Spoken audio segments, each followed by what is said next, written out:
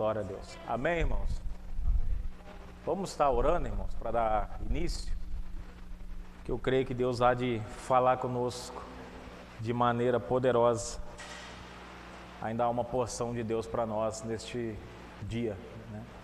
Oremos. Senhor Deus poderoso Pai, Pai querido, nesse momento, Pai, nós queremos Te louvar, Senhor, e Te agradecer pelo privilégio que nós estamos tendo, Pai querido, de estarmos presenteando, Pai, aqui, Pai, meu Deus, presenciando, Pai, aqui, Senhor, meu Deus, esse ensino, Pai querido, para obreiros, para ministros, Pai, que o Senhor venha nos preparar, Senhor, para a boa obra, meu Deus, em nome de Jesus, que aquele chamado a qual, Pai, o Senhor disse aos Teus discípulos, Pai, grande é a seara, mas poucos são os ceifeiros. Pai, nesta noite nós queremos, Pai, dizer, Senhor, eis aqui a nossa vida, Pai querido, para sermos usados nessa seara, Pai.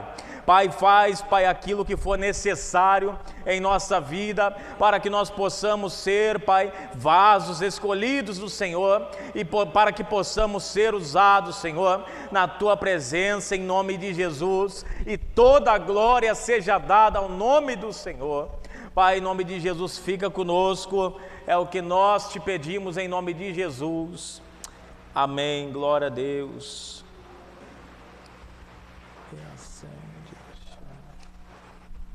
Glória a Deus. Ezequiel capítulo 24.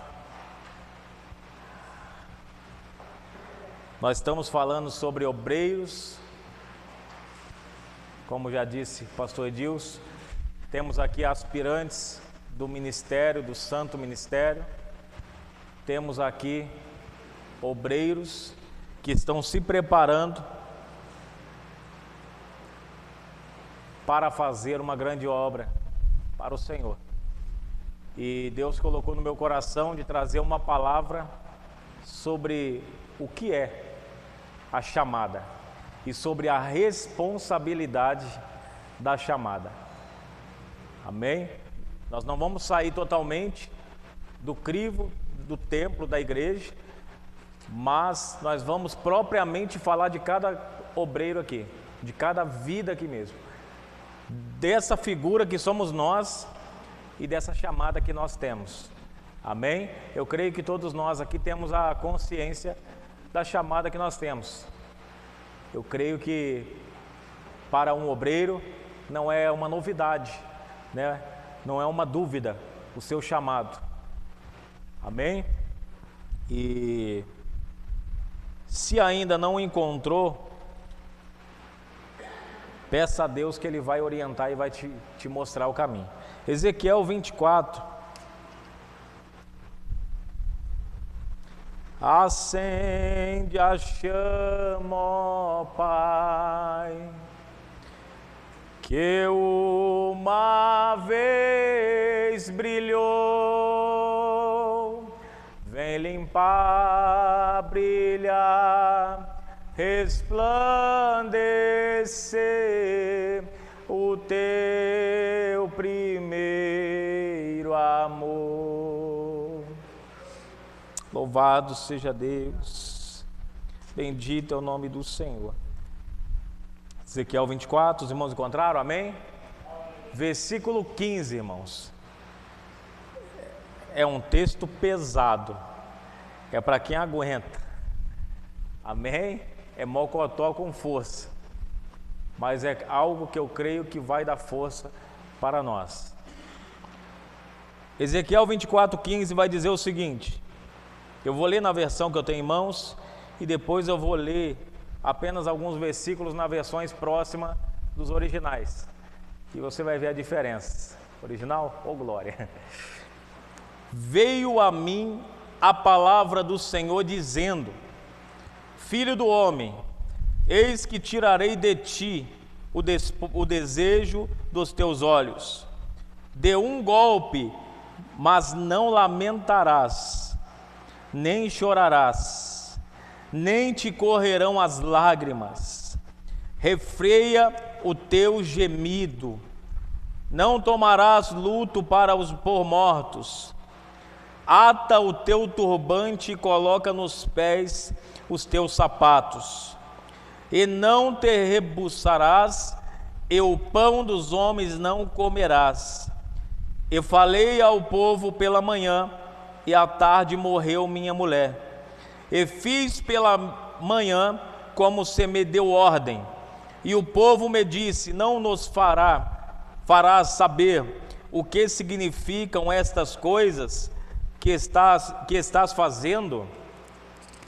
Glória a Deus.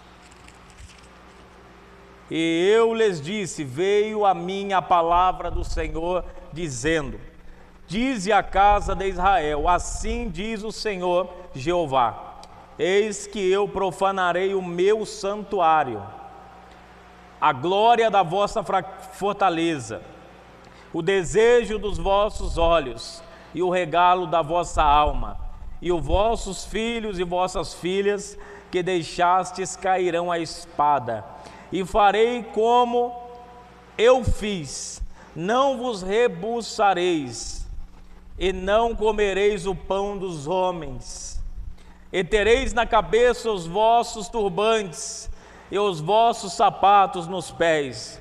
Não lamentareis nem chorareis, mas definhar-vos-eis nas vossas maldades e gemereis uns com os outros.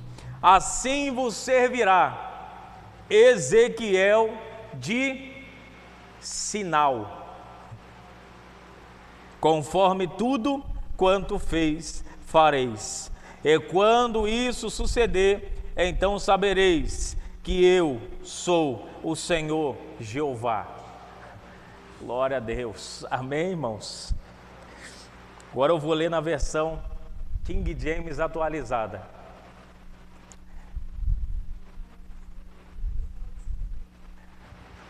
King James atualizada, ela vai dizer o seguinte, só os primeiros versículos. Então veio a mim a palavra de Yahvé, e me comunicou: ó querido filho do homem, com um único golpe estou para tirar de ti o prazer dos teus olhos. Contudo não te lamentarás, nem chorarás, nem haverá de te correr lágrimas no pranto. Geme de dor, mas em silêncio. Não faças lamentação pelos mortos, como se costuma fazer. Ata bem apertado o teu turbante à cabeça e as tuas sandálias aos pés. Não cubras o teu rosto, nem comas do alimento tradicional servido aos enlutados. Assim comuniquei ao raiar do dia ao povo. No dia seguinte fiz exatamente como o Eterno. Perdão, irmãos. Assim comuniquei ao raiar do dia ao povo, e à tarde minha esposa faleceu. Amém? Somente até aqui. Misericórdia mesmo. Porque é um texto forte, mas que vai trazer para nós a realidade do que é ser obreiro e do que é ser ministro. O pastor já enfatizou bem: ministério é coisa séria. Ministério, ser obreiro é coisa séria. Porque você não é só por causa de você. Você é principalmente por aqueles que te lêem e por aqueles que te observam. O testemunho do obreiro, ele vem antes mesmo da mensagem que o tal obreiro tem. Então isso até o próprio Paulo vai dizer em 2 Coríntios, capítulo 3. Alguém abre o portão lá, a irmã Cida chegou lá. Glória a Deus. Por favor, irmãos. E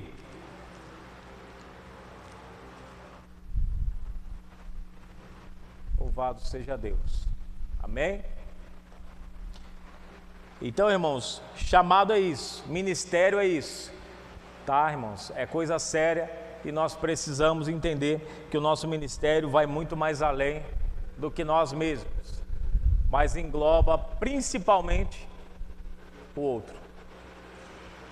Amém? Por isso que não existe ministério individual. Eu sou o ministério. Eu sou a Universal. Eu não estou falando contra a Universal, tá, irmãos? Mas precisamos entender isso. A individualidade no ministério, ela não existe. E Deus, quando olha para nós, não olha para nós como meninos e meninas. Ele olha como alguém que suporta baque, como alguém que suporta tranco, tá, irmãos? Porque para isso Ele nos chamou, tá? O evangelho que muitos têm pregado por aí traz-se a ideia de que só temos alegria. É um mar de rosas. Nós viemos para o evangelho e não vamos sofrer, não vamos chorar, porque tudo que nós tínhamos para chorar e sofrer ficou lá fora. Mas eu digo para os irmãos que é na contrapartida. Quando você vem para o evangelho, a Bíblia vai mostrar que nós iremos chorar. Paulo vai dizer: sei estar abatido, sei também ter em abundância.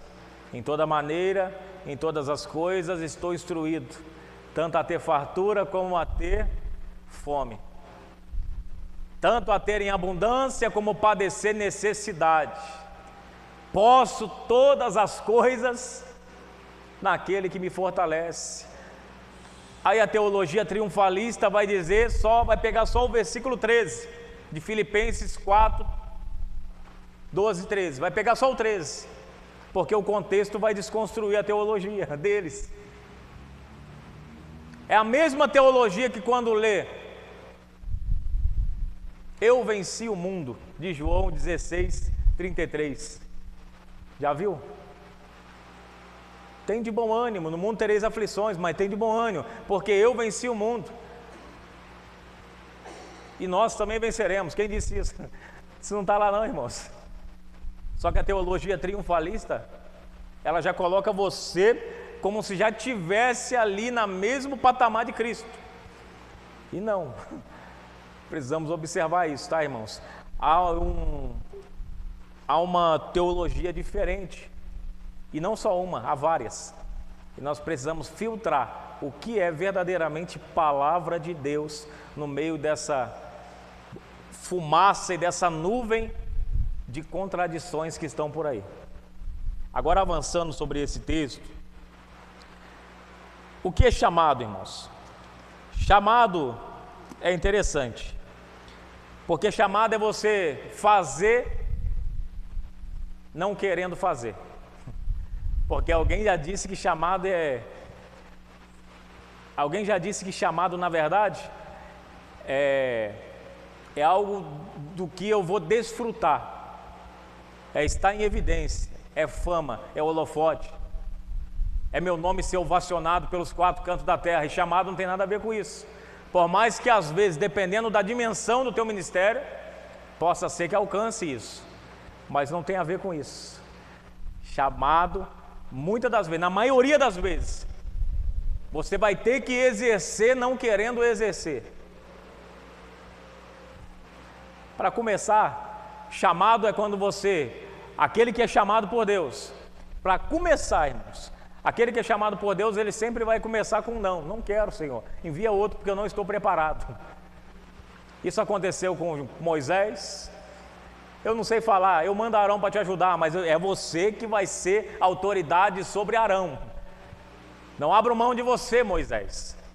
E ele avança, ele fala o quê? Isaías, eu sou impuro, toca na boca então e agora você pode ir, porque agora eu te purifiquei. Glória a Deus, amém, irmãos? Jeremias, sou uma criança, não digas que é uma criança, porque aonde eu te mandar ir, irás. Olha a diferença. Então, chamado geralmente é aquele que não acredita em si mesmo. Entenda isso. Eu, como chamado de Deus, muitas vezes olhei para mim, para minha capacidade e falei, não tenho condição. Aí quando eu fui me dar conta dessa verdade, eu falei, agora eu entendi que eu tenho um chamado, então tá certo. Mas o Senhor vai capacitar. e o Senhor começa a trabalhar e capacitar, irmãos. O problema é que a gente dificulta as coisas, porque a gente se preocupa com como vai ser. Isso não interessa. O que Deus quer que você saiba hoje é que você é chamado. E às vezes Ele vai direcionar para você o chamado, e você vai ficar todo afoito.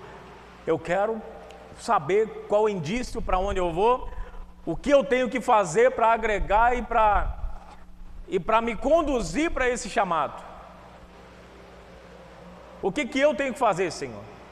E na maioria das vezes, irmãos, nesse ponto, você tem só que orar e esperar, porque quem vai colocar é Ele. Imagina se Davi ficasse batendo no peito ali, reivindicando a autoridade que ele recebeu na casa do pai dele.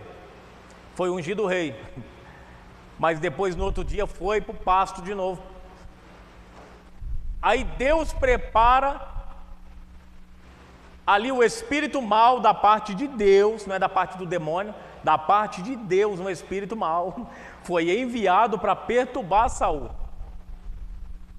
E alguém tem a ideia? Conheço um homem cheio do Espírito Santo, que toca bem, de bom testemunho, e tem 7 virtudes ali, qualidades que esse homem tinha. Falou, vai e busca ele, para que ele toque e me tire desse tormento. E buscam Davi. E agora Deus vai colocar Davi, o homem que Saul disse, se eu encontrar esse homem que Samuel disse que já foi escolhido por Deus, eu mato. E Deus vai colocar na casa dele, e mais ainda, na recâmara, aonde ele dormia, para tocar para ele. É como se Deus estivesse afrontando o adversário da nossa alma, e dizendo, você disse que mata? Então mata, está nos teus olhos, porque aquele que está guardado por Deus está protegido, irmãos. Se o teu chamado vem de Deus, irmãos, vai levantar o inferno, vai levantar o que for, irmãos, mas nós iremos permanecer de pé. Chamado, para alguém cair, irmãos, tendo chamado, entenda, é porque a pessoa quis muito pecar. Não adianta vir com essa conversa, não, caí porque foi de repente, foi uma fraqueza, porque isso não existe. Ninguém tendo em sã consciência conhecimento da chamada que tem, e sabendo o peso que é carregar em si uma chamada, vai cair desse jeito. Louvado seja Deus, não vai cair desse jeito, porque Ele tem resistência para vencer. Louvado seja Deus, irmãos. Então vamos avançar aqui mais um pouco. Então chamada é isso, é você, glória a Deus, só achar aqui, é você fazer não querendo fazer, falar querendo ficar quieto, se levantar querendo ficar sentado, aconselhar precisando de conselho, abraçar precisando de um abraço, pregar enquanto está precisando de uma palavra. Ministério é isso. Entende por que eu estou dizendo que Deus não tem nós como meninos? Ele olha para a tua dor e Ele fala assim, mas eu sei que você aguenta. Mas tem pessoas em tua volta, nesse dia, que precisa da tua palavra. Mas não precisa de uma palavra comum, precisa de uma palavra alimentada por um coração dolorido, um coração ferido. Porque uma coisa é uma palavra de alguém que está bem, outra coisa totalmente diferente é a palavra de alguém que foi ferido pelo Senhor por um propósito. Porque é o que a Bíblia diz, o meu poder se aperfeiçoa na tua fraqueza. Quando você está fraco, você está forte. A minha graça te basta. É o que Deus disse para Paulo. E ele diz que a revelação, ela é sobremaneira em proporção ao tamanho do trauma. Porque ele queria se ver livre daquele espinho da carne. Mas Deus falou, não vou curar. Porque se eu tiro o espinho, você perde a revelação, você perde a visão, você perde o discernimento que eu te dei. Então é necessário o espinho, porque o espinho vai te lembrar quem você é. O espinho vai fazer você olhar para trás e lembrar quantos que você matou. E hoje você precisa padecer pelo meu nome. Eu imagino Paulo muitas vezes pensando em desistir e lembrando da fala de Cristo, quando ele aparece em Damasco: duro é para ti recalcitrar contra os meus aguilhões. Duro é para ti. Então eu pergunto para os irmãos: quanto tempo que você vai tentar guerrear com Deus? Duro é para ti. Duro é para ti recalcitrar contra esses aguilhão. Porque entenda, chamado, escolhido, vou mudar um pouco, porque para ministério nós somos escolhidos. Deus não escolhe para salvação, aí é todos, mas para ministério nós somos escolhidos a dedo, para ser usado a dedo. Deus escolhe, missionário Amarildo vai ser usado nessa área, o irmão Rafael vai ser usado nessa área para falar para esse tipo de pessoa, o irmão Rogério vai ser para esse tipo de pessoa, a irmã Edna, o pastor Jonatas está limitado ali a pastorear tantos números de pessoas, e assim, Deus define, irmãos, pessoas com propósito específico. É nós que precisamos entender isso, para poder entender focar na nossa mente que há um propósito a ser cumprido. Uma coisa muito interessante que Isaías fala, olha conhecimento de causa, irmão. Isso é conhecer o chamado. Isaías 59 vai dizer: saca-me da tua aljava.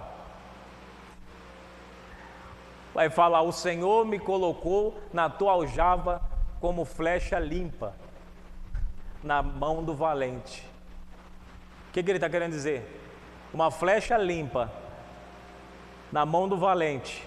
Isaías estava dizendo: o Senhor me colocou na tua aljava, no teu estoque, para quando precisar me enviar em algum lugar para profetizar, Ele vai me enviar e o alvo dele será atingido. Olha a condição, eles colocam na condição de flecha. E hoje a teologia triunfalista, como sempre, coloca nós como se fosse o arqueiro. Jesus virou a flecha e nós somos o arqueiro. É só determinar que você recebe. Vai lá, Jesus, faz o que eu quero. Isso não é chamado, irmãos. Isso é uma aberração. Porque chamado tem que entender. E nós vamos ver pela expressão aqui. O que começa dizendo o texto? Veio a mim a palavra do Senhor e disse, e me comunicou. Deus não pede conselho, Deus não faz reunião para poder decidir, Deus não consultou a Ezequiel. Ezequiel, porventura você poderia? Ele comunicou, porque Deus comunica, Ele tem autoridade para isso, Ele manda. É só você imaginar Deus comunicando algumas coisas na Bíblia e não faz sentido. Ou não é, você poderia construir uma arca? Não, Ele fala construa. É diferente. Moisés, você poderia, por gentileza, bater na rocha? Ele fala, bata na rocha, fala com a rocha. Deus não pede conselho, porque se Ele está falando, Ele sabe o resultado. E Ele sabe por que está dizendo dessa forma. E algumas coisas é até uma afronta para Deus a gente querer saber. Mas por que, Senhor? Não interessa, só faz o que eu estou mandando. Se Ele fosse bem claro com a gente, Ele ia falar assim, você não tem capacidade e condição de receber o porquê. Então, só faça o que eu estou pedindo. Porque imagina que Deus falasse para alguns profetas, você vai ser escolhido a partir de tal dia, quando você tiver tantos anos, por causa da profecia entregue, você vai ser preso, chicoteado, você vai ser açoitado, rejeitado, vai perder a esposa, como é o caso de Ezequiel. O que ele ia dizer? Estou fora, não tem como enviar outro não? Não tem como me colocar aí na função de Isaías? na função de Jeremias ou Daniel lá no palácio, que é bem melhor. Então, irmãos, nós precisamos entender que Deus, Ele chama pessoas específicas para propósitos específicos, tá? Então não adianta, vai ter coisas que não adianta você dizer: ô pastor, vem aqui resolver, porque se Deus colocou na tua mão, naquela hora, entenda, é para você resolver, é para você, amém? Então vamos avançar aqui mais um pouco, porque é muita coisa, mas eu não vou cansar os irmãos não. Então o preço do chamado é alto e nós precisamos entender. Eu não falo de preço, irmão, no sentido que nós podemos e temos condição de pagar, tá? Porque quem pode pagar o preço? Sendo que esse preço só pode ser pago com sangue inocente. E o preço já foi pago, tá? Eu estou usando essa expressão de pagar porque nós entendemos bem como aquela expressão de renunciar, de trabalhar, de lutar para conseguir aquilo que Deus tem determinado para nós, tá? Mas essa expressão, pagar o preço, isso não faz nem sentido para nós, porque Cristo já pagou tudo na cruz do Calvário. Então Ezequiel, uma das coisas interessantes, Ezequiel foi chamado,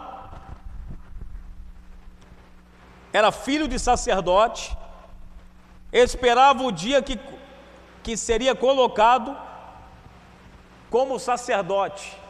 Tinha o dia certo, 30 anos, o sacerdote iniciava o seu trabalho no templo. E ele estava sendo preparado pelo seu pai para entrar no templo e ministrar como pai. Só que veio o cativeiro e era Deus mostrando a autoridade não está nas mãos do homem. E era Deus também dizendo, com essa expressão, comunicou Deus, Ele dizendo, é eu quem tenho a autoridade de mudar a ordem das coisas. Seu pai disse que você seria sacerdote, mas eu te digo, você é profeta. Teu pai te disse que você seria sacerdote, que você colocaria uma estola sacerdotal no peito, mas eu te digo, a única coisa que vai no teu peito é o fogo, que vai ser necessário, o fogo da chamada, que vai ser necessário para você pregar quando ninguém vai querer ouvir. Porque é fácil pregar numa igreja onde todo mundo está ouvindo, irmãos. Onde você está pregando e as pessoas estão reagindo, estão sorrindo, está se alegrando. Mas outra coisa é diferente, é o ministério de Ezequiel, Deus falou para ele, prega. Mas tem uma coisa, não vão te ouvir. Aí é duro, irmãos. Mas por que pregar então, Senhor? Por que pregar? E aí, se tem uma lição que nós podemos aplicar aqui, é para que as gerações futuras saibam o preço da desobediência. A desobediência custou caro para aquele povo. Louvado seja Deus. Então ele foi chamado como profeta pelo Senhor. E Deus fala para ele, você não vai ficar no meio dos nobres do templo, você vai para o meio dos exilados na Babilônia. E o interessante aqui, irmãos, eu amo falar disso, porque há 4 profetas na mesma, que são contemporâneos. Se quiser anotar, até é importante. Nós temos o profeta Ezequiel, que estava junto aos deportados no cativeiro babilônico, do lado de fora do palácio falando aos pobres. Lá em contrapartida, em Jerusalém, junto aos destroços, estava o profeta Jeremias, reanimando o povo que ficou para a reconstrução. Estava lá Jeremias. E dentro do palácio, que também foi levado junto na remessa, Daniel, Sadraque, Mesaque, Abednego. Olha para os irmãos ver o que a Bíblia nos traz de tão rico, irmãos, mostrando vários ângulos. E um poderia dizer, né, Jeremias, imagina Jeremias falando, o Senhor bem que poderia me deixar lá entre os deportados, né? Porque pelo menos lá eles não estão tendo que lidar aqui com esse monte de morte que eu estou tendo que lidar. Eu que estou tendo que consolar pais enlutados, filhos enlutados. Sou eu aqui no meio dos destroços, tudo destruído. Esse povo tudo perdeu a esperança. Imagina Jeremias pregando, passando em cima dos destroços, a muralha caída, tudo caído por terra. É a visão de Neemias. Todas as portas foram queimadas a fogo. É um filme de terror, irmãos. Em contrapartida, lá nos exilados, há muito choro do lado de fora. O povo agora vai ser usado para serviço escravo. E entre eles está Ezequiel profetizando, mas mesmo assim, o povo está rebelde. O povo foi levado, a profecia se cumpriu, mas o povo continua rebelde. Tão rebelde que Deus vai falar com eles através de figuras, porque a palavra já não fazia efeito. A invenção do slide aqui. Aqui já é a invenção do slide, né? Que é o recurso visual que nós usamos. A palavra mais o recurso visual. Deus fala para ele: pega uma panela, leva para o meio e você vai assar pão no esterco de gente diante do povo. E estava todo mundo bem, deportado, mas todo mundo bem. E ele estava dando a entender o que ia acontecer, porque o pior estava para acontecer em Jerusalém ainda. E o interessante, irmãos, é que quando você lê o livro de Ezequiel, parece que Ezequiel está em Jerusalém, mas ele não está. É porque Deus levou ele em visão em Jerusalém. E tudo que ele vê como se fosse uma espécie de um visor que Deus traz para ele, do que está acontecendo lá em tempo real. Por exemplo, a recâmara dos sacerdotes que entravam e estavam com figuras de ídolos, estavam adorando imagens dentro da recâmara. Aonde que Ezequiel estava? Entre os deportados. E Deus mostrou: olha aqui, Ezequiel, o que os meus sacerdotes estão fazendo. Olha a autoridade desse profeta. Então ele vê tudo isso, ele vê Deus saindo do templo, porque o templo seria destruído, e agora nesse capítulo que nós estamos lendo, ele vê o que o templo seria destruído, ele vê a glória de Deus indo embora, estando a mais de 800 mil quilômetros dali. Tá, irmãos? Longe, e ele consegue ver em tempo real. Isso é o que Deus faz com aquele que entende a chamada e com aquele que leva a sério o ministério profético. Louvado seja Deus. Então Ezequiel, irmãos, ele vai profetizar ali fora, encorajando e trazendo ânimo. Só que quando ele profetiza, ninguém ouve.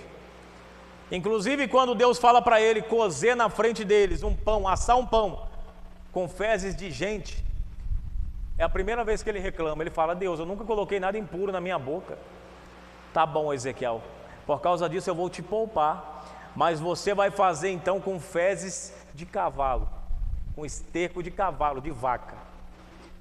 Aí ele vai e assa. E todo mundo olhava. A mensagem consiste nisso: olhar e falar: aquilo é esterco? Era só assim para captar a mensagem. Aquilo é esterco. E quando ele chegava para Ezequiel: ô Ezequiel, o que você está fazendo aí? Estou cozendo no esterco, porque haverá um dia. E ele vinha a profecia, porque pararam para ouvir, captou. Fala: porque haverá um dia que vocês não terão recursos para poder cozinhar, e terão que usar esterco de gente, por causa da vossa desobediência. É forte ou não é? Então, entre esses e outros recursos que é usado por Ezequiel, haveria outros profetas para mostrar, como o profeta Oséias, que é do pior do que essa. Vai lá e pega uma mulher amada de seu amigo, ou seja, prostituta, casa com ela. Casar com uma prostituta? Casa com ela. Casei, pronto. Leva ela para sua casa. mas você não vai proibir ela se ela quiser procurar o outro. E no outro dia ela vai e procura o outro. E Oséias reclama: e aí, Senhor, eu vou casar, mas ela está lá. Agora você vai lá e busca ela. E passa no meio do povo de mão dada. Por quê, Senhor? Porque o povo já não ouve a mensagem. E é para o mesmo povo que ele está falando, irmão. O povo aqui, no caso, é o povo de Israel. Lá era o povo de Judá, aqui é o povo de Israel. Para ver que o povo não muda, só endereço. E quando passava o homem de Deus com a prostituta que todos conheciam, o que ele falava? Falava: o que é isso, homem de Deus? Você sabe que essa mulher é mulher da perdição? E ele fala: assim como vós. Aí ele fala: porque assim diz o Senhor, da mesma maneira o Senhor vos amou e foi atrás de vocês, vos resgatou, vos trouxe para perto, mas mesmo assim vocês têm se gastado em idolatria, vocês são a prostituta. Olha a mensagem. Então Deus usou esse recurso muitas vezes. E nós temos uma delas no Novo Testamento, só para a gente continuar aqui, porque é muito rico, irmãos. No Novo Testamento aparece um profeta chamado Ágabo, e é o último profeta que nós vemos com essas características. A Bíblia diz que ele aparece no capítulo 11, se não me falha a memória, e ele fala assim, o texto narra: e Ágabo dava a entender pelo Espírito. Ou seja, ele usava figura também. Ele dava a entender, ele não falava, pelo Espírito, que haveria uma grande fome seca naqueles lugares. Ele era chamado do profeta do terror, porque ele chegava, era para profetizar que viria coisa ruim. E o que veio depois? Uma grande fome se alastrou pelaquela redondeza. Se cumpriu a profecia de Ágabo. E o interessante é que depois, lá no capítulo 22,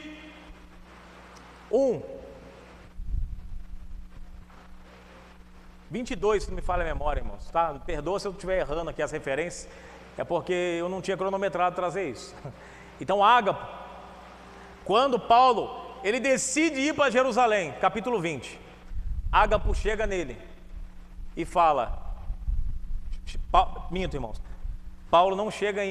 Ágabo não chega em Paulo, ele chega no lugar, Ágabo é de Jerusalém, ele nem sabia que Paulo estava ali. Centuriões romanos, milhares de homens estavam atrás de Paulo, e Paulo estava escondido naquela cidade, ou seja, informação que Paulo estava ali não saía, porque ele estava escondido, porque milhares de centuriões romanos querendo ele. Então ele estava escondido, ninguém falou para ninguém sobre Paulo estar ali. De repente Ágabo chega na cidade e fala assim: aonde está Paulo? Todo mundo entra em choque, porque ninguém falou nada, a informação não saiu. Como que esse homem sabe? Aonde está Paulo? E eles falaram: está ali, naquele cenáculo cheio de homens.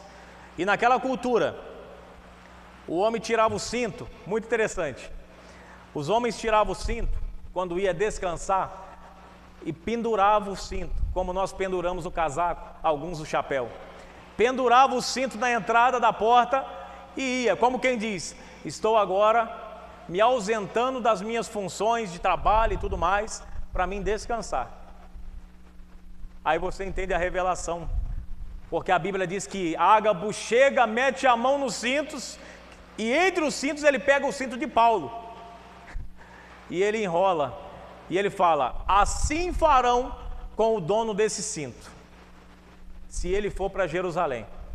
E a Bíblia diz que as filhas de Felipe, que eram 4 moças virgens, começam a prantear, porque elas que cuidavam de Paulo e sabiam o cinto de Paulo. Então olha que coisa tremenda, irmãos. Ele dava a entender, se ele vai falar sobre prisão, ele se prende. Então ele usa esse recurso para chamar atenção. Então olha para você ver, no Antigo e no Novo Testamento. E vamos para Ezequiel. Por que é forte esse texto de Ezequiel? Porque até então, Ezequiel está usando figuras externas. Pega a caneta levanta ela, dá 3 pulinhos. É uma coisa. Pegue uma garrafa de água, pegue um vaso e joga no chão. Recursos de fora. Mas Deus estava preparando ele para o que seria mais difícil. E Deus fala: agora, com um golpe, eu tirarei de ti. Com um apenas golpe, eu tirarei de ti o teu gozo, a tua alegria, aquilo que te dá prazer. Ele estava dizendo: eu tirarei de ti a tua esposa. Profeta. Mas isso não é o pior, irmãos. O pior ainda os irmãos vão entender. Porque morrer todos nós vamos um dia. O pior é o que Deus depois Deus pediu a ele, ordenou que ele fizesse, a maneira que ele deveria se comportar ao luto. É isso que foi o mais surpreendente desse texto, porque ele vai dizer: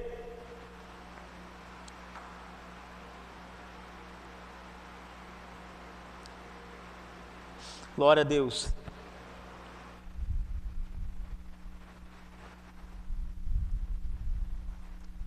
Ele vai dizer: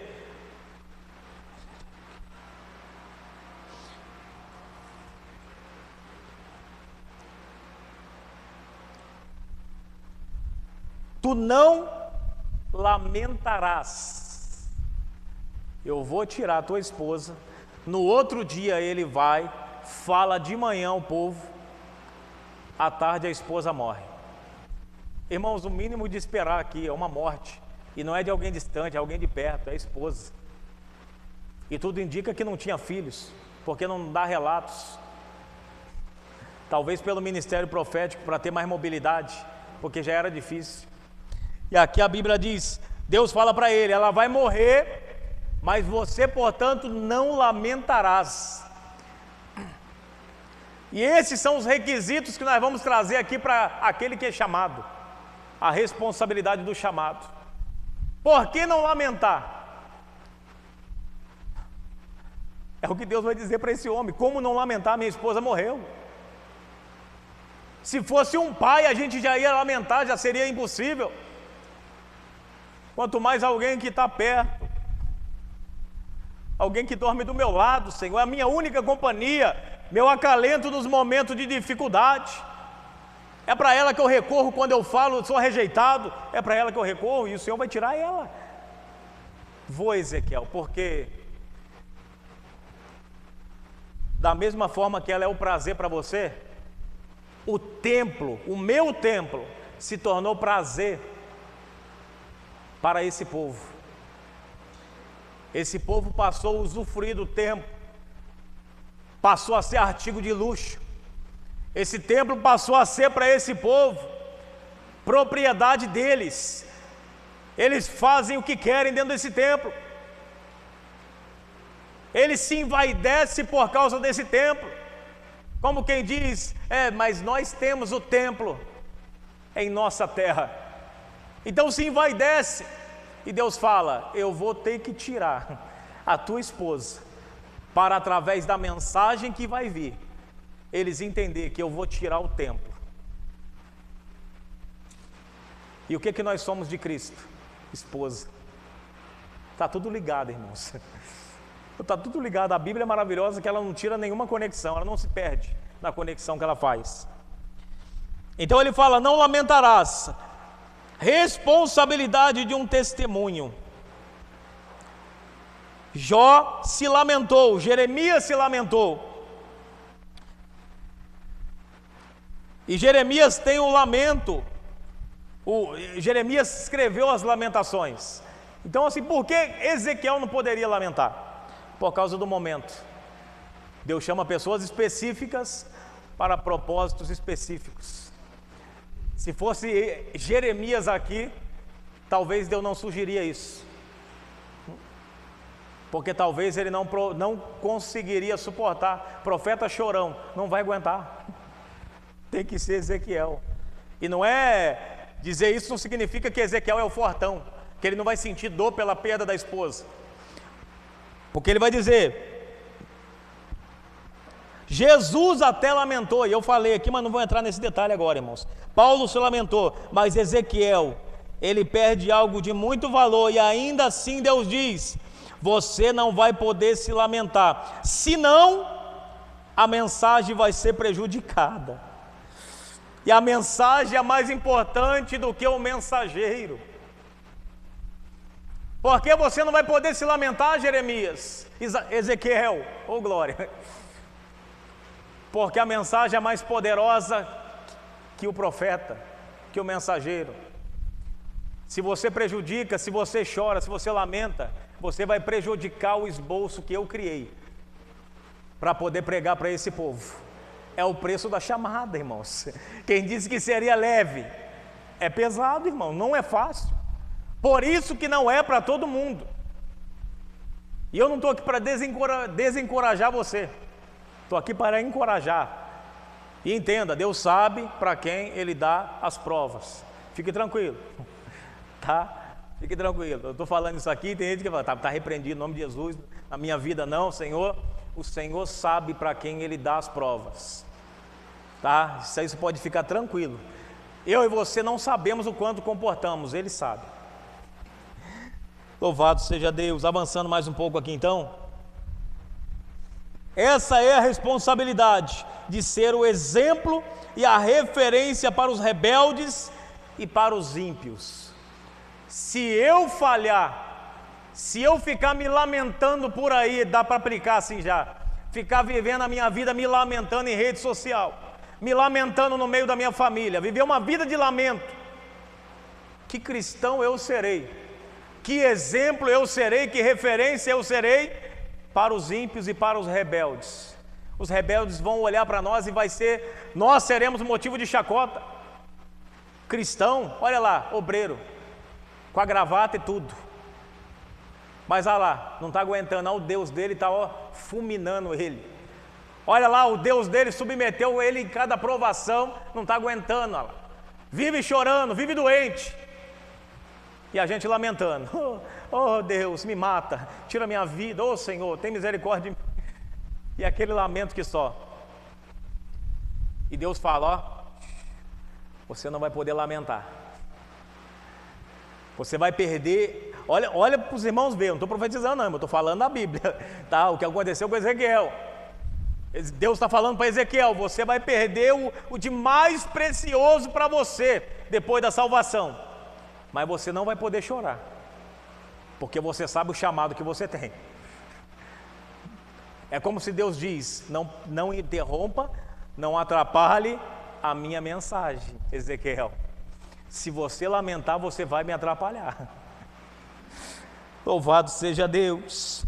E ele fala, essa é a responsabilidade de ser o exemplo e referência para os rebeldes e para os ímpios. Você não é a mensagem, mas você é um sinal. Você é um sinal de Deus para aqueles que transgridem. Você é o sinal de Deus para aqueles que são rebeldes. Você é um sinal de Deus para aqueles que são ímpios. Você é um sinal de Deus. Toda vez que você passa na rua andando com a sua biblinha debaixo do braço e alguém conhece a tua história, olha e fala, ali, para mim continua sendo testemunho de que Deus existe. Olha, ali ainda para mim é um testemunho de que existe crente verdadeiro. Olha, para mim aquilo ali é um exemplo, mas eu vou ainda caminhar no texto, porque não é só esse sinalzinho que Deus quer, irmãos. Ele quer trazer um testemunho mais intenso, que traga uma mensagem poderosa que vai penetrar no coração desse ímpio e desse rebelde, vai mudar a rota dele. E para isso a gente tem que entender o nosso chamado e não se vitimizar. Se comportar como crente fervoroso, com alegria, coragem. Quer chorar? Engole choro, porque tu é soldado. Quer chorar? Esconde no travesseiro, lá no quarto fechado, chora. Mas aqui, firmeza, segura. Porque se você cai, outros caem. Eu já disse isso. Esse é o preço do chamado, de que alguns dependem de que você continue de pé. Se você cai, grande parte de nós, a nossa família cai. Sentiu o peso? Esse é o temor que eu queria, irmãos, trazer com essa mensagem. E para continuar aqui, Deus mostra, nós não somos a mensagem, mas somos o sinal que aponta para a mensagem. Olha que coisa tremenda. É como quem diz, quando chegaram para João Batista e falaram para ele: quem é você? Ele fala: uma cana agitada ao vento. Quem é você? Fala, seja claro. Eu sou a voz do que clama no deserto. A gente não pode pegar essa frase, irmãos, e dizer que o sujeito ali é João Batista, que clama. Não. O sujeito que clama no deserto não é ele. Eu sou a voz do que clama. Eu sou apenas uma voz. Voz tem muitas. Aqui o pastor Edilson já foi uma voz, agora eu estou sendo outra. Mas quem clama é muito superior à voz. Ele continua clamando no deserto. E é por isso que a gente vê na Bíblia, Jeremias morreu, Deus levantou outro profeta no deserto. E quando acharam que tinha extinguido todos os profetas, eis que tem um profeta no deserto dizendo: arrependei-vos, preparai o caminho do Senhor, endireitai as veredas, arrependei-vos, porque é chegado o reino do céu. Aí foram e acabaram com João Batista. Jesus aparece aonde? No deserto. Aí foi o próprio clamor em pessoa, sendo voz, dizendo: arrependei-vos, porque é chegado o reino dos céus. E hoje nós, como igreja, devemos continuar clamando, sendo essa voz que diz: arrependei-vos, porque é chegado o reino dos céus. Ainda há tempo de arrependimento. Louvado seja Deus. E fala, não é só não lamentar. Deus é categórico, irmãos, porque Ele sabe exatamente o que compõe toda essa esfera humana, carnal. Ele sabe a dificuldade, a limitação que nós temos. Então Ele é categórico, Ele fala: você não vai lamentar, mas você também não vai chorar. Olha que coisa difícil. Você não vai chorar. Ele perdeu a esposa, o choro vem normalmente, mas eu imagino Ezequiel com o olho lacrimejando, mas ele lembrando: se eu chorar, eu estrago a mensagem. E ele caminhando como testemunho, todos ouviram e viram que a esposa dele faleceu, todos sabem, e ele tem que passar na rua como das demais vezes que ele passou. Só que com uma ressalva: agora aconteceu com ele. E ele vai demonstrar para eles como que é. Para a mensagem dar certo, ele precisa se comportar como o dono da mensagem disse: você não vai poder chorar, não chora, engole o choro. Tem horas que Deus fala: pode chorar, mas nesse momento Deus fala: não chora, engole o choro. Engole o choro, sem berreiro. A gente gosta de fazer pirraça, irmãos. A gente gosta. Tem hora que a lágrima vem, a gente já solta com tudo. E às vezes nem é isso tudo. Uma alfinetadinha ali no dedo é o suficiente para a gente já abrir o bocão e chorar. Ah, meu Pai, tem misericórdia de mim, Senhor. Já é o suficiente. Mas ele fala: não chora, porque senão você vai prejudicar a mensagem. E ele não chora, ele controla o desespero de perder alguém subitamente dessa forma. Ele perde a esposa, mas ele não perde o senso de obediência e de dependência de Deus. Ele consegue manter o temor. Tem gente no momento desse que perderia tudo, Mas esse é profeta de Deus de verdade e está sendo provado no fogo. E o obreiro provado no fogo é isso, irmãos. Não adianta falar que você é provado no fogo quando você sobe ali em cima. Ah, pastor, a barriga tremeu, o nervosismo tremeu tudo, as pernas bambeou. Isso não é prova de fogo, irmãos. Isso é nervosismo, é timidez. Prova de fogo é quando você não quer pregar. Teu coração está palpitando de ansiedade. Você está apavorado com a situação que está enfrentando. Você acabou de ter uma notícia drástica. E você tem que subir ali e tem que transmitir uma mensagem. Isso é difícil. E não lamentar e não chorar tem a ver com não permitir com que todas essas emoções impeça você de entregar a mensagem que eu te confiei. Porque há pessoas que chegam cheias de lamúria ali em cima e começa a desabafar. Não foi fiel, está deixando a lágrima escorrer, todo mundo está vendo. Deus fala, geme em silêncio. Isso é entre eu e você. Deixa que o teu testemunho vai falar e vai falar alto. Vai alcançar lugares que a tua voz não vai alcançar. Louvado seja Deus. Não chorarás. Então eu imagino ele ali, caminhando, no meio do povo, e se contendo, não posso chorar, porque se eu chorar, eu comprometo a mensagem. Eu não posso chorar, mas eu perdi a minha esposa.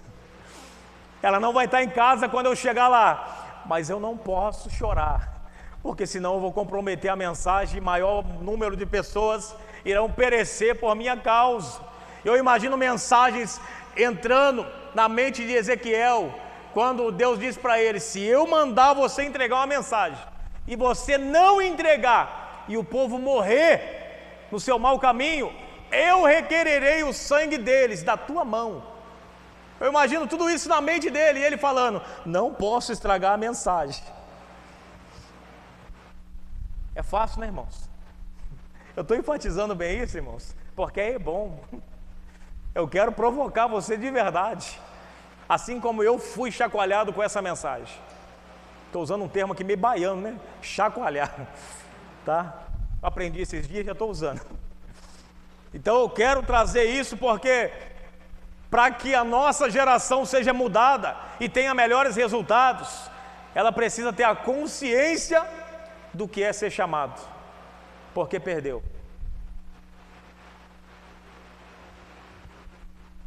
Já não pregamos, e eu estou usando não, nós pregamos no plural para não se tornar tão constrangedor e tão ruim.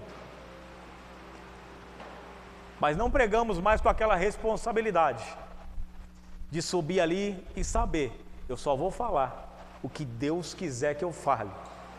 Eu vou entregar somente a mensagem que Deus me entregou para entregar a esta igreja. Eu não vou falar lorota e nem vou encher linguiça, no termo que nós usamos, e muito menos desabafar as minhas lamúrias pelo mundo afora. A igreja não tem nada a ver com isso. Eu vou entregar a mensagem que Deus me confiou. E vai ter hora que a mensagem vai bater ali na casquinha, sabe?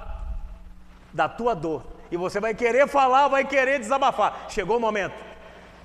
Aí Deus, ó, geme em silêncio. Essa dor é tua, não é da igreja. Guarda para você, porque eu estou tratando com você. Essa dor na igreja não vai fazer efeito nenhum. Vai fazer em você, na igreja não. Só vai fazer eles perderem tempo. Porque o mais poderoso não é o que você vai falar, mas é o sinal que você vai ser. Louvado seja Deus. Nem haverá de correr lágrimas de pranto. Aí está apelando, irmãos. Não vai lamentar, não vai chorar. E por quê? Tem como chorar sem lágrima? Tem, irmão. Tem pessoa que chora e não desce lágrima. E está chorando, está aflito. Mas ele fala, e também não vai correr lágrima no teu rosto. Como controlar, irmãos, as glândulas lacrimais, para que ela não sofra as alterações que vai trazer ali as lágrimas naturalmente. Se quando a gente boceja, já enche os olhos de lágrima. Quando a irmã canta aquele louvor, alcança aquela nota, o olho já enche de lágrima. Quando a gente ouve aquela palavra poderosa, e Deus vai e toca no nosso coração, a lágrima já vem automático, irmãos. Quando a gente tem uma lembrança, quando a gente sente um cheiro, e aquele cheiro nos remete a algo, a lágrima vem automaticamente. Imagina esse homem, o que ele fez para segurar as lágrimas. Ele teria que desconectar as emoções das glândulas lacrimais.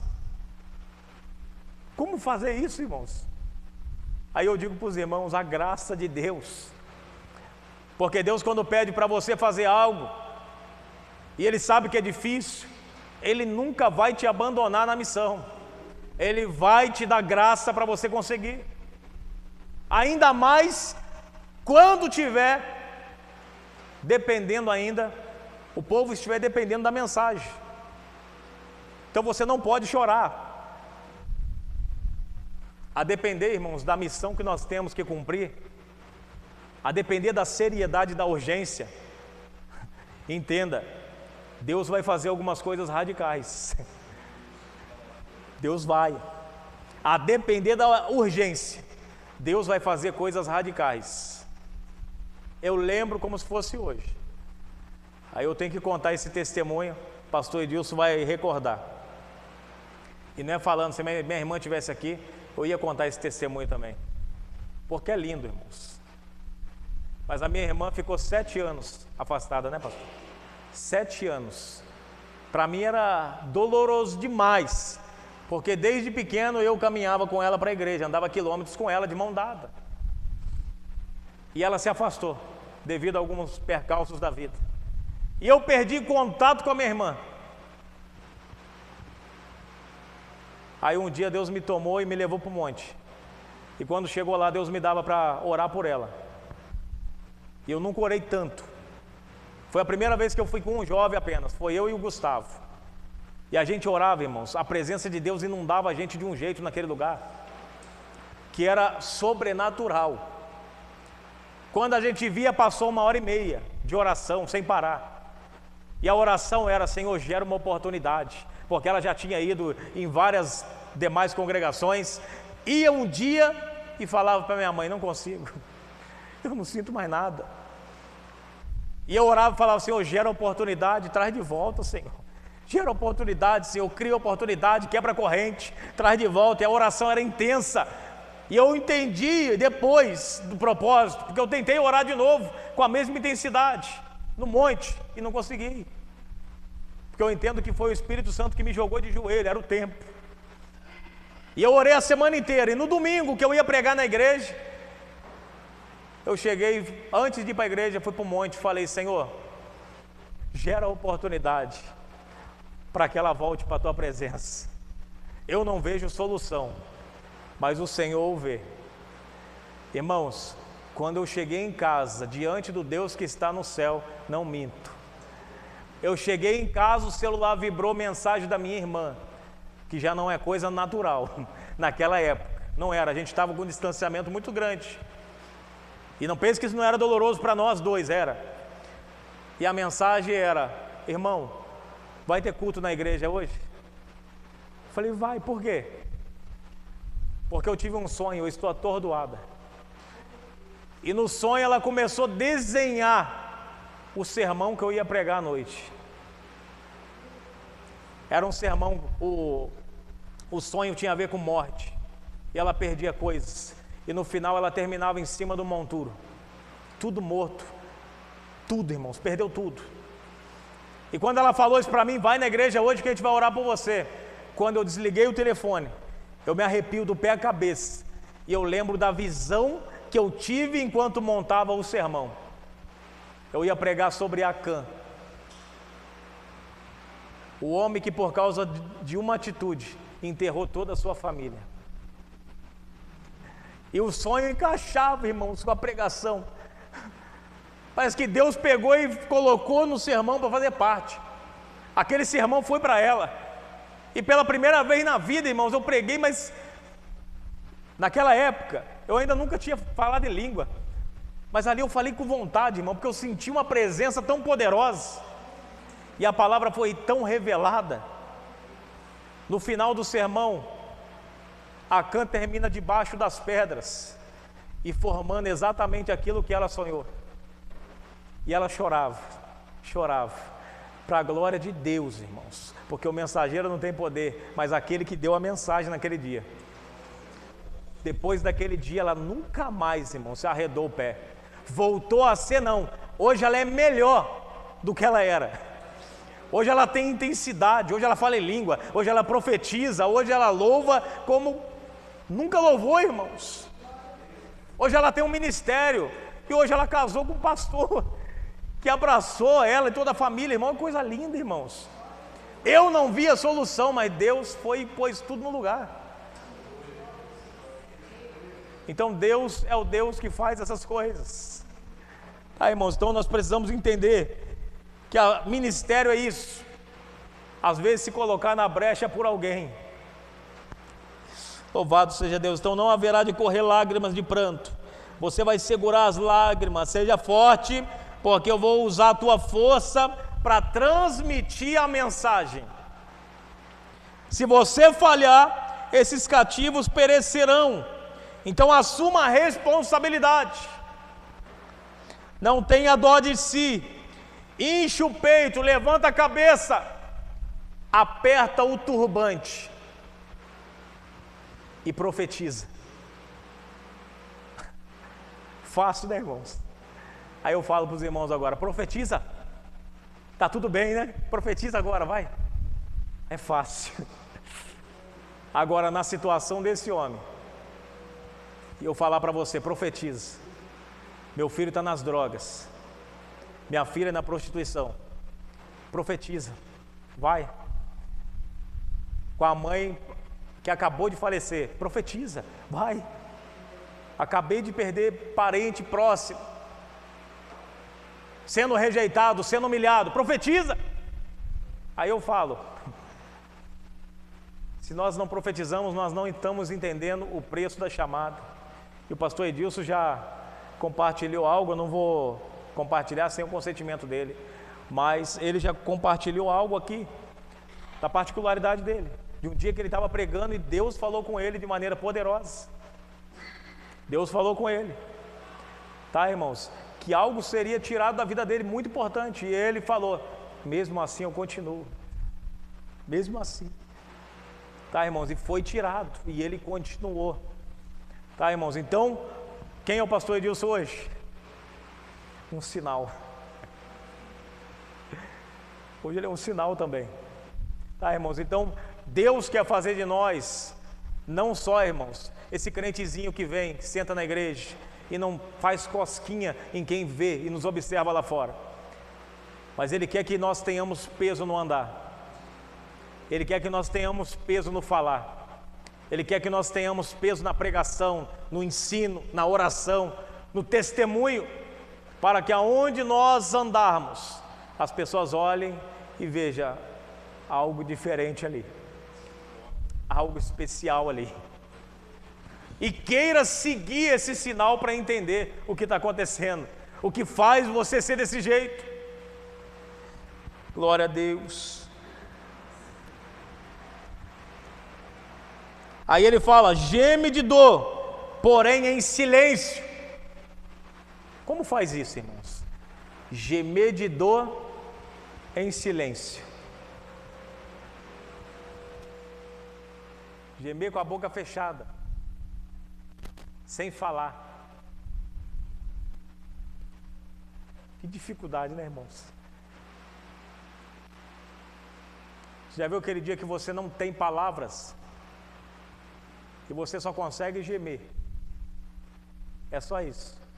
Gemer e chorar. Existe ou não existe esses dias? Os dias que Salomão diz, dias nublados. Todo mundo passa.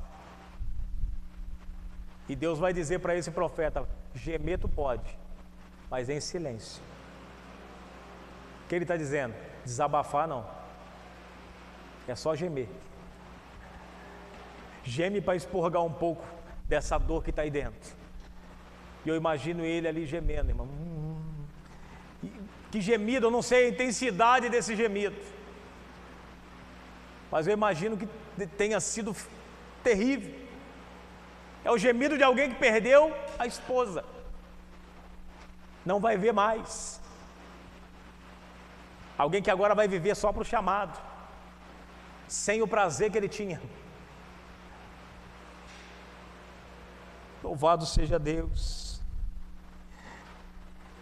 É como quem diz, uma palavra muito séria, mas era Deus dizendo para Ezequiel.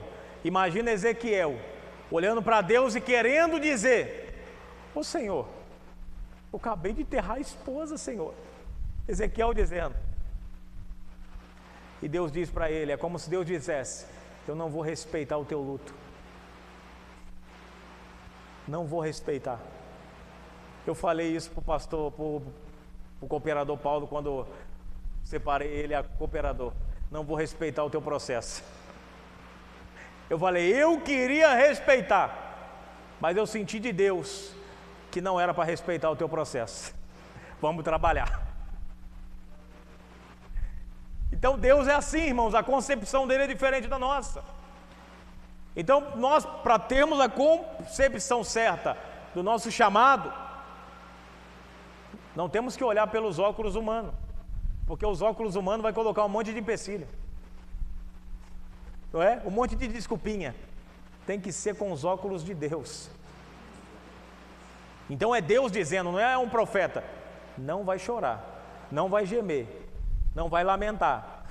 O que eu posso fazer? Pode gemer em silêncio. Gente do céu.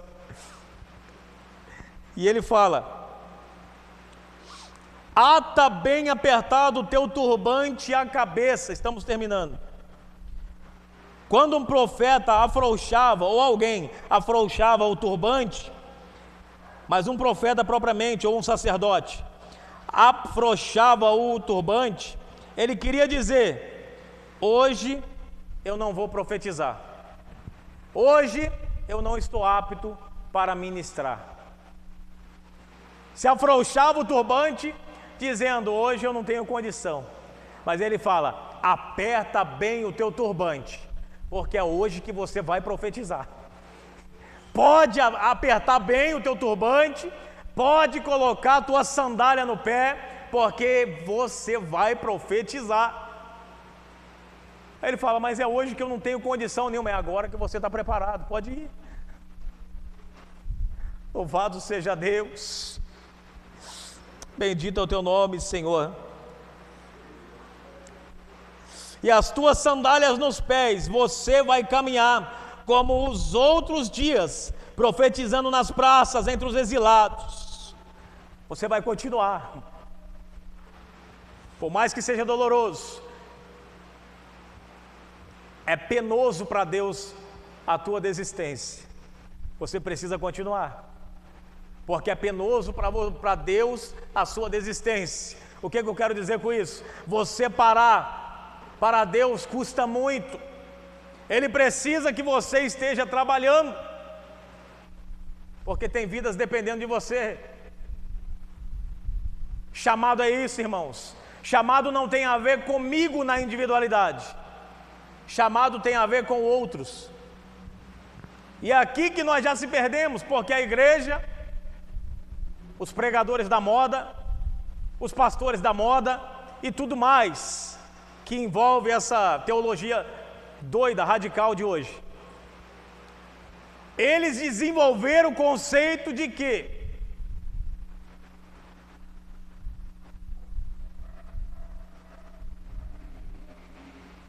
o evangelho não tem nada de peso, que a chamada não tem isso tudo, não é tão sério assim. Então quando vai pregar, não prega com tanta certeza apenas transmite informação, ou repetidores de informações. São as mensagens que alimentam a mente, mas o coração e a alma ficam vazias, porque não vem do coração de Deus. Não são orações feitas, geradas no joelho, mas são geradas no Google, nos pregadores da moda, na teologia coach, e entre coisas piores que tem por aí. Tudo aquilo que vem imbuído em sofismas. E Paulo repreende isso, irmãos, dizendo, tenho 20 minutinhos, ó, hoje tem tempo, 20 minutos, glória a Deus, né? Está indo devagar, mas não quero cansar os irmãos, tá? Se eu ver que vocês estão pescando, eu já encerro aqui. Dá para ir mais um pouquinho, irmãos? 20 minutos só, tá? Não vou passar não, tá? Se der sono aí, dá um grito, se der um sono, dá um grito, tá bom? Dá um grito aí se der sono. Louvado seja Deus. Então, irmãos, essa é a teologia que hoje é pregada, e por isso que nós estamos fazendo esse É Bom. O propósito do É Bom, escola para obreiros e ministros. Eu disse aqui que eu insisto muito para que a igreja participe, porque eu tenho esperança de que uma nova geração irá surgir, uma geração que entende o que é ministério, uma geração que entende o que é chamado e a seriedade do chamado, uma geração que não brinca de púlpito, uma geração que não brinca com Bíblia, uma geração que não brinca com profetizar e nem com orar pelos enfermos, uma oração que faça tudo com ordem, com decência e com temor a Deus. Foi dito aqui hoje pelo nosso pastor Edilson, que faça tudo como se fosse para o Senhor. Como se fosse para o Senhor, irmãos. Não é como se fosse para mim. Eu sou mero humano, mero mortal. É como se fosse para o Senhor. Hoje está durando esse negócio, glória a Deus, né? O pastor fez uma oração aqui, não sei. Rapaz, vou emprestar mais vezes para o pastor que deu certo. Então ele fala, calça a sandália porque você vai caminhar. E ele ainda fala mais, para terminar aqui, tem mais 2 tópicos só. Não cubras o teu rosto. O que nós fazemos quando nós estamos muito tomados de angústia? E naquele tempo eles faziam o que? Eles se cobriam com um saco de cinza, com um saco de... Fugiu o nome da palavra agora, saco de cinza, né? De quê? De estopa. Acho que é saco de cinza, né? Pano de saco, isso. Se cobriam com pano de saco para cobrir o rosto quando estavam enlutados. Foi isso que Josué faz depois da morte dos 36. E Deus fala, levanta, tá, não vou entrar no contexto, mas só para mostrar que isso está na Bíblia em diversos momentos, porque era da cultura. E aqui a mesma coisa acontece, só que Deus fala assim, você não vai fazer isso.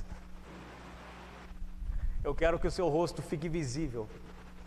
É por isso que você não vai lamentar, é por isso que você não vai chorar, é por isso que não vai ter lágrima nos teus olhos, e é por isso que você vai gemer em silêncio, e é por isso que o turbante vai estar na tua cabeça, mostrando que você está apto, e está em exercício, mesmo mediante a tua maior dor, você está em exercício. Meu Deus. Nem comas o alimento tradicional servido aos enlutados. Isso tudo para chamar a atenção do povo. Uma das coisas mais complexas do ministério é entender que a minha vida precisa ser o esboço que o mundo irá ler. E é isso que Deus está fazendo com Ezequiel, para mostrar para nós a importância de nós sermos um sinal, irmãos, aonde quer que nós caminharmos. Às vezes você está passando por uma situação de enfermidade, e você não sabe o que fim vai dar isso. E às vezes Deus quer fazer de você um sinal, porque para que quando alguém disser assim, ó, mas como que eu vou conseguir servir a Deus com essa enfermidade? Pode sim, porque a irmã fulana de tal, ela é prova disso, ela é sinal nessa questão. Mas como assim? Pastor, com psoríase no rosto, com psoríase no braço, na perna, com síndrome do pânico, ansiedade, depressão, como que eu vou conseguir? Pode sim, porque tem um pastor lá na igreja. Eu tenho lá o irmão Jonatas, que ele é sinal nesse sentido. Pode ir lá. E assim vai, irmãos. Deus quer fazer de nós sinal. O problema é que quando vem a dor, nós paralisamos e morremos, espiritualmente dizendo, quando na verdade nós deveríamos continuar de pé. E se Deus estiver querendo usar a tua vida para pregar alguém, como Ele usou Ezequiel, não nas mesmas circunstâncias, mas naquelas que você suporta e eu, mas Deus quiser usar algo da nossa vida para poder pregar a alguém, e Ele faz isso. Então esteja cônscio disso, irmãos. Sempre que estiver falando a alguém, sempre que estiver em um ambiente, tenha consciência de que o teu testemunho diante da afronta, ficando calado, fala alto. O teu testemunho em suportar a calúnia e ainda assim continuar no mesmo ambiente, sorrindo, cantando, assoviando os louvores da harpa cristã, é um testemunho, é um sinal para alguém que é algo especial dentro de você. E não custa dizer, Tiago fala que a fé sem obra é morta. E estudiosos falam, é uma contradição, pastor, porque Efésios 2:8 fala que a salvação não vem senão pela graça, não vem das obras para que ninguém se glorie. Está se contradizendo, porque ele disse que tem que fazer as boas obras, a fé tem que ter obra, é o que a Bíblia fala, tem que ter obra, Tiago falando. Não é contradição nenhuma, irmãos. Acontece que essa fé aqui é para salvação, e essa outra fé aqui é a fé após salvação, a fé daquele que é salvo. Aquele que é salvo em Cristo, ele produz obras para Cristo, e essas obras, que é principalmente para capturar os ímpios, o que ela faz? Ela vai trazer o ímpio até você, por causa das obras, porque Deus vê a tua fé, lá em Efésios 2:8, aquela fé só Deus vê, mas essa fé de Tiago, é que o mundo precisa ver. O mundo precisa ver essa fé, porque Deus vê a tua fé, mas o mundo vê as tuas obras, e através das tuas obras, o mundo consegue identificar a tua fé. Amém, irmãos? Então que nós possamos ser esse testemunho cheio de fé, e que a nossa fé contenha obras, para que nós possamos atrair mais e mais pessoas a Deus. Amém, irmãos? Essa é a palavra que eu gostaria de deixar aos irmãos nesta noite, desse terceiro é bom. E agora nós vamos seguir esse crivo, tá, irmãos? Para as próximas é bom, né? Era até uma sugestão do pastor Edilson também, e a gente está caminhando, a gente está vendo o que pode melhorar, tá? Vai ser sempre uma teoria e depois uma palavra de encorajamento acerca de chamado, acerca de ministério bíblica, tá? Semana que vem, mês que vem, eu vou estar iniciando, a gente está intercalando, como os irmãos podem observar, para não cansar ninguém. Aí eu vou estar ministrando a apostila e o pastor vai estar dando essa palavra. É uma palavra ali poderosa para poder nos chamar, irmãos, nos despertar para o que é o chamado. Amém? E o ministério. Amém, irmãos? Os irmãos recebem essa palavra? Todo mundo encorajado? Glória a Deus. Ou apavorado. Está todo mundo encorajado ou apavorado? Os dois, pastor. Mas fique tranquilo, Deus ele capacita, ele escolhe e capacita. Vamos orar, irmãos, para encerrar. Que Deus em Cristo abençoe a todos os irmãos, que Deus vos fortaleça. E se os irmãos puderem estar conosco domingo, estaremos aqui para glorificar o nome do Senhor, amém? Vamos orar nesse momento, agradecendo ao Senhor e pedindo a Ele, irmãos, nessa oração ainda, que Ele venha nos dar graça e venha nos dar discernimento para nós discernirmos para que Ele nos chamou, ou para que eu estou passando por isso, ou por aquilo, amém? A fim de Deus revelar a você, porque Ele pode revelar ainda hoje. Oremos. Senhor Deus poderoso Pai, Pai querido, nesse momento a Tua palavra foi ministrada, Pai, aos corações. Pai querido, nós sabemos, Pai, que o ministério é pesado, o ministério há uma carga, meu Deus, que há uma responsabilidade que nós não conseguiríamos lidar se não fosse pela Tua graça bondosa. Pai querido, estamos aqui de pé porque o Senhor nos chamou, nos convocou e tem, Pai querido, suprido as nossas necessidades espirituais, emocionais e físicas. Pai querido, o Senhor tem nos abastecido de palavra, o Senhor tem nos abastecido de unção e de graça, Senhor. Pai, o nosso pedido nesta noite é para que o Senhor venha ajudar o Teu povo a identificar, Senhor, a chamada, o dom, Pai querido, que há, Senhor, em cada crente aqui nesta noite. Pai querido, começa a despertar cada um, Senhor, para aquilo que o Senhor chamou, Pai. Começa a despertar a cada um, Senhor, para a obra a qual o Senhor tem chamado a esta igreja. Pai, em nome de Jesus, meu Deus, em nome de Jesus, estamos aqui porque queremos, Pai, ser, Pai querido, militantes, Pai querido, em nome de Jesus, neste batalhão do céu. Queremos trabalhar, batalhar pelo reino, Pai do céu. Queremos, Pai querido, meu Deus, exercer o chamado com sabedoria, com maturidade, com consciência. Queremos ganhar almas para o Teu reino, Pai. Porque se não for para isso, para que nascemos, para que fomos chamados? Meu Deus, nos ajude a pescar homens, Pai, assim como ajudaste e ensinaste a Pedro, meu Deus, e seus discípulos. Nos ajuda, Pai, a pescar homens, a evangelizar homens e mulheres, pessoas que estão, Pai, aflitas, presas em vícios, Pai, meu Deus, vivendo situações das quais, Senhor, não vê saída. Que o Senhor venha nos usar como sinal, Pai, como sinal aonde nós pisarmos, Pai. Pai querido, que esta igreja seja um sinal para o bairro do Secap.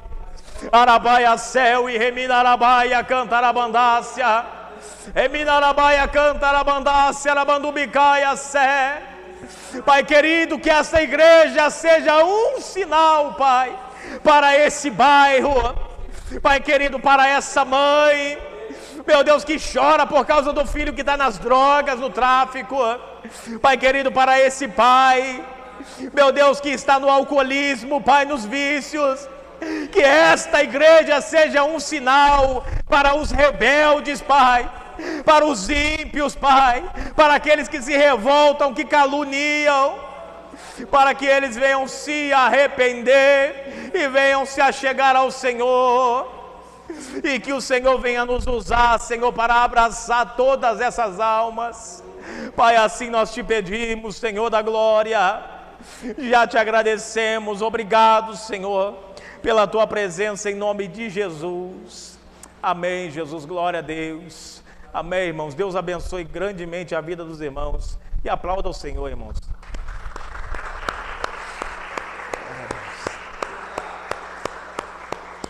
Amém, irmãos. Deus abençoe a todos. Tá aí, um abraço a todos. A vitória é nossa. Se Deus é por nós, Deus abençoe, irmãos.